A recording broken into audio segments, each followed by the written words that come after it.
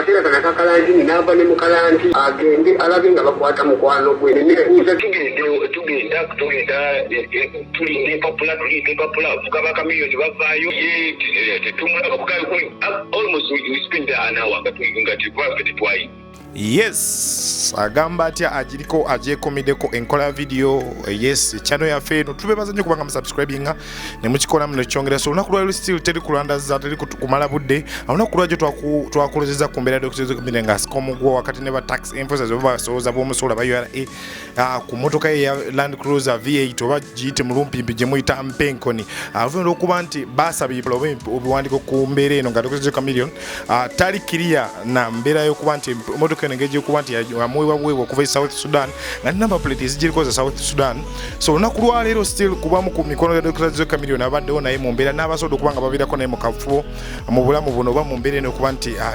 URA emufunza oba emusalako ye mwana muneza amanyirwa nga Brian White wakirumira brand owa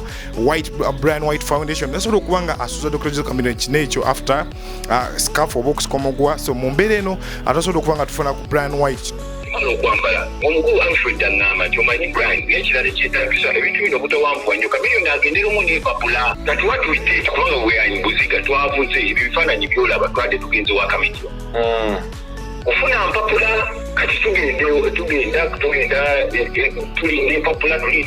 kuba Chameleone bavaayo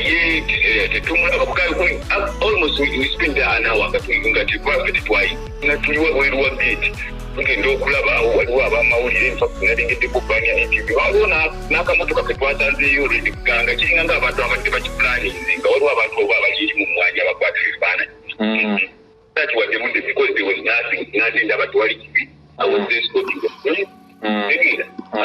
atwale akugamba amateeka nga mutwale nagainaki tegeera kakati munne banoonya empapula tezijja omukulu olina ne bakubira n'abantu abalala ewajjiddeko omukyala n'abasirikale abalala ne bajja omukyala nambuulira kiki ekinga wa transport munange tuwadde tumanyi tugenda bugenzi ku URA naye bagambye beetaaga n'empapula naye Chameleone ali mukakaba neempapula tokanga bajja bagamba empapula zirabika ziri mispressed Chameleone naki tumulaba katuwadde edidi nga bafuna omuvubuka amuyita Sikiriyo kabaga nti kati gwevuga emmotoka eno tugende ebisigadde Chameleone bw'anaaba ayagala emmotoka ajja kujja ng'omuntu kati tutuule wansi tukole ki tugire naye ekintu kyenjagala to appeal to the general public bannanga abantu omuntu bw'aba asirisi taba mwana muto ebintu batukoze ebintu bingi twatuuka n'okulekawo pulezidenti kubanga abantu okuleka pulezidenti atambuze emirimu gitudde ng'abantu bakulemesezza empiira kati omuntu oga nti bwanyiza obusikakiti muntu nsinga kumanya mateeka omuntu n'ovaayo ku mpewo y'eggwanga yomusleading people mu pulani abaddangaangana ng'ana atya kiki nti gye bampa yakukuuma pulani so sate kulemesa mirimu gya gavumenti if are trying to put me down era nze nkuvala mu kino njakiisa ku mpewo nakimugambye nemugambye babbala mu kumanja obanga wali ompaddeyo ekintu kyonna we should sort it out kusigira njagala tusotinga ebintu bino naye abantu bampe eddembe zinavaayo kuyamba bannayuganda wenakuma nensobola okusigalawo ng'omuntu people should not use my name latali mu Uganda okuba kugamba balina okuwisako ebigendererwa byabwe. I want to warn everyone out there the musajja wa ddembe ate n'omusajja ayamba abantu bemanyi naye ate sisobola kukudda mu bintu byamwekuuso kuba Chameleone sisi ali ku ddala ly'eggwanga lyonna naye talina kukola ki talina kuba muzimu talina kukola ki ebintu bwe birina okukola era byabadde birina okugenda naye nze ekintu ekyannumye omanyi kasiko I have to keep quiet kintu kyannumye nga mpulira omusajja alagira simanya n'abo abantu bagoodi babakwate bakoze batya naye ate nga n'ebintu byayogera kutamanyi nawe tuli he doesn't know how the story transpired. When omuntu kusimu omulungi what is going on if you call those people of URA they will tell you how soft I was gye nabayambira okubayamba kubanga twanguye okugenda kwanza nandi mayi tugenderawo naye ku URA emoka enyewe bagambye tugende wa Chameleone tujje empapula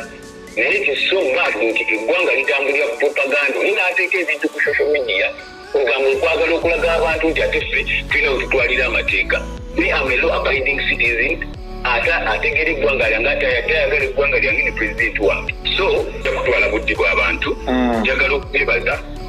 okubeera y'abalamu tusabe Katonda ayongere okutusaasira mu eno embeera embi gyetulimu ate abantu tuli bakkakkamu ebintu bireke tumalamu kubanga tesaazi mulaba olina emmotoka erina wakekulidde nga puusikaati bireke tumalamu abantu nze nabagamba I was like a messiah twagabanga akawunga tetugaba buli kimu nga batuvuma natibasiima right now emmere bagyetaaga bagamba nti ate gundi aliriddawa naye this is what I wanted people to see nabaga nti sente zitumala nga mutojja kutuuka nga tetuzeetaaga twetaaga bino ebintu webitu naye tuyiga okwagalana n'okwegabira kubanga ffenna tuli muntu omu naye abantu abalina emitima emibi obusajja ku mutima mukkakane tetulina gye tulaga tulina tubireka wano tulina gye tulaga eno ewa Katonda kati tuli mu lockdown omuntu webaka n'onaaba nga tuyuluse n'engalo okubanga tufunye Brian White atutaaniza mu mbeera eno still ne mwana mulenzi